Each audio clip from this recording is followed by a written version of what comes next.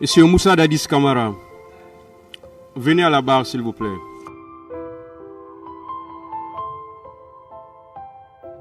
Les mêmes leaders, ils ont programmé l'audit. C'est pour éliminer les autres. C'est pour éliminer les autres, les anciens premiers ministres. Mais on ne peut pas m'utiliser contre certains individus, contre certains citoyens qui sont leaders, qui sont premiers ministres. Je ne suis pas une machine. Les leaders aujourd'hui que je les défends, la génération de mon frère Jean-Marie, les Alpha, lesquels on a donné l'honneur à Feuba Mamadou, les Sirajo, c'est nous qui avions véhiculé leur message à l'université. C'est un problème générationnel. Merci donc, Monsieur le Président. Un problème générationnel. Merci, Monsieur le Président. C'est comme la France. Sarkozy, c'est un problème générationnel. Obama, c'est un problème générationnel. Ali Bongo ne serait pas président, mais c'est un problème. Merci donc. Qui sont maintenant vos frères, leaders. Leur dernière déclaration, c'est pas eux qui ont parlé de l'audit. C'est pas eux qui ont parlé de l'audit. Les leaders politiques, en disant force vive, donc ils ont trahi leur collègue. Leur éliminer sur la scène et pour qu'ils soient des candidats potentiels.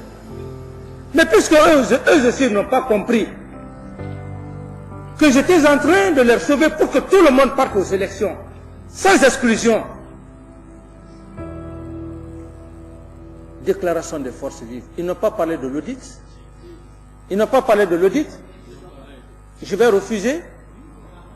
Ce n'est pas eux-mêmes les leaders politiques qui ont demandé. Le peuple va me condamner. Ils vont me condamner. C'est pourquoi chacun a fait des études, mais personne ne peut me donner des cours de Sciences Po. Personne ne peut me tromper sur cette Guinée, sur tout ce qui m'est cher, entre Dieu et moi, sur la tête de mes enfants, entre moi et ma prière.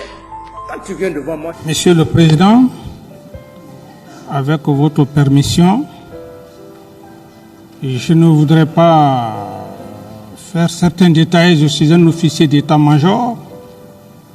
Nous sommes faits pour la guerre et nous sommes faits pour la prison.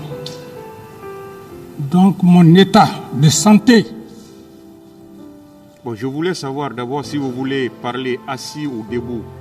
Je veux vous dire, Monsieur le Président, avec tout le respect que j'ai pour votre auguste tribunal, j'en ai déjà informé le directeur de la garde pénitentiaire, le médecin-chef de la garde pénitentiaire. Depuis un très bon moment, je souffre et j'en ai déjà informé les avocats, sauf pour votre respect, si effectivement vous m'obligez. Monsieur le Président,